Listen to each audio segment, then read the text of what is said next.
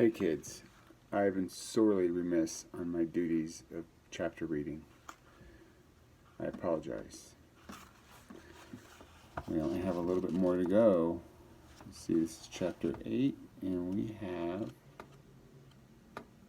Oh, there's chapter 13. We still have a few. 14 chapters or so. So we ended. What is happening? Wailed Val from further up the path. Why don't you come? Oh, my life, help. Ellis, oh, Ellis. Marley, John, help me. Brandon is... I can't hold her. Help. Marley and Rowan ran toward the sound of Val's voice, and John followed, dragging Alun, who was still struggling but starting to look confused instead of just angry. They found Val lying face down in a clump of reeds. Her feet were on solid ground, her body in the mud, and her arms were wrapped around Brandon's waist. And Brandon was fighting her, silently and determinedly fighting to be free, stretching her fingers out to something that only she could see, while the swamp pulled her down. She suddenly called out and plunged away into the mud, gasped Val. I can't pull her back. She will not listen to me. If only Ellis were here. I cannot think without him. Marley pulled a coil of rope from her pack. Hold me, Rowan, she called, and she flung herself down to lie beside Val. Rowan held Marley's ankles and watched her stretch across the reeds, reaching for Brandon, and Marley was tall, but not as tall as Val, and as she crawled further out in the mud, Rowan was pulled further until he too was lying on his belly across the pathway. His muscles strained as Marley pushed her hands under Val and looped the rope around Brandon's belt. Val too groaned. She'd been bearing Brandon's weight for so long she would not be able to hold it much longer. Back, Rowan! Try to pull me back now, she shouted. Can you do it? Rowan heaved with all his might, but Marley was heavy, and her ankles were slippery with mud, and to his horror he felt his hands beginning to lose their grip. John, he shrieked in desperation. Help Marley, I can't. There was a scuffle behind him, and then two slim, strong hands came down on top of his own, and Alun's voice was calling, I have you, Marley, and as he heaved her to safety with the rope that was Brandon's lifeline clutched in her hand. It took all three of them to haul Brandon back, while Val lay exhausted on the ground, and Rowan stood helplessly by. The mud was holding fast to its victim, and Brandon herself was fighting them. Even when they had her safe at their feet, she was moaning and crying and trying to crawl back into the ooze that had nearly swallowed her forever. Mina, she was weeping. Mina, Mina, Mina. Who's Mina? Rowan whispered to Strong John. He'd heard the name before, but he could not think of where. Who did Brandon see? John was shaking his head sadly, looking down at the crying woman. I'd forgotten little Mina, he said. I'd forgotten all about her until Brandon became so angry with you for thinking of the bookshaw. And I think, except in her secret part of her mind, Brandon had almost forgotten her too, at this place.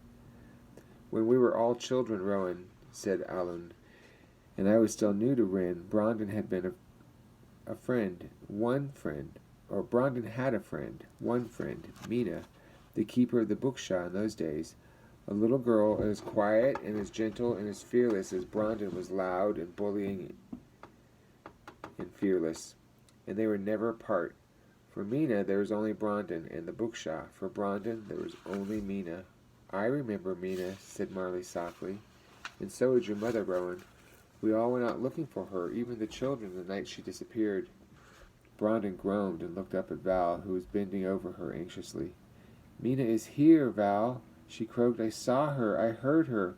I felt her hand on my face. But Val, she's still a little girl. She's never grown up. She's been wandering here all these years, all alone. Why'd you not let me go to her? Strong John knelt beside her.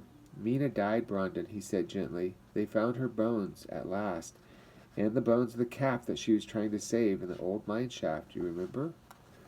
Rowan stared. Mina had been quiet and shy, like him, and Mina had died seeking a lost bookshaw. Was that why? We do not know that was Mina with the calf. We do not know for sure, Brandon moaned. I've always wondered. John stroked her forehead. His face was full of pity.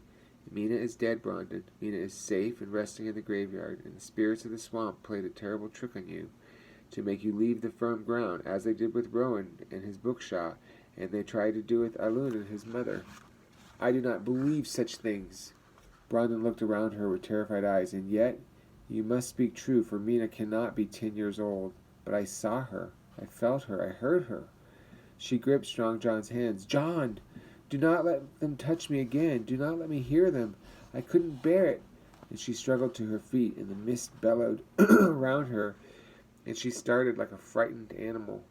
Come along, Brandon, said Strong John, still in a gentle voice. Come along, and he began to lead her on. No, and she dug in her toes, her eyes black with fear. No, I cannot. Brandon, you must come. No! She tore away from him, panting, and then she turned and began to run back the way they had come, her thumbs over her ears and her hands blinkering her eyes. Brandon, come back, shouted Val. Come back! But Brandon did not turn or hesitate, and soon she was out of sight. Now we are 5, thought Rowan. The spiders, Val groaned. She'll not be able to go through the forest. She's cut the branches to make torches, said Ellen. Once she's out of here, she will stop and bind them, for the fear will die in her, and she will regain her senses. And from this side she can burn the silken door to nothing and then leap through in safety. She is strong, and she will be safe. She will return to the village like Ellis. Val began to shiver. She looked shrunken and exhausted. Ellis has not returned to Rin, she whispered. He's waiting for me at the edge of the forest. I can feel it. I know it. I've known it all along. Oh, sorry, kids. Never have we been apart so long. Never in our lives since we were in the cradle. I've tried so hard not to think of it, but let us go, said Strong John heavily. We will tie ourselves together, because none of us can be trusted to stray. Bind your ropes. Bind with ropes your flesh and blood. But tears were rolling down Val's plain, muddy face. I can go no further. I knew it when I called to Ellis as Brandon struggled in my arms. I'm sorry, I'm so sorry, but I can't go with you. And she buried her hands in her face. You will not understand. You will think ill of me, and I do not blame you, but I cannot go on. Half of me is missing. I can't go on alone. Ellis is waiting. He needs me, and I must go to him. She turned away. I have torches to make also, she said. I will move fast and catch up with Brandon, and we will go together. Rowan, John, Alan, and Marley watched silently as she trudged away, shoulders bowed. But she did not look back. It is true, said Marley at last. It was as if half of Val departed when Ellis did. She struggled bravely, but in the end she could not carry on without him. It is strange. They both seemed so strong, as though nothing could touch them. 4, thought Rowan. There are only 4 of us.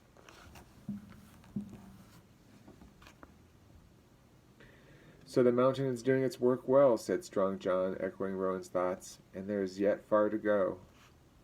Alun smiled wearily. All the better, then, that those who are friends continue together. Come on, let's go. And, Alun, sing, added Marley. For once, I just wish to hear nothing else.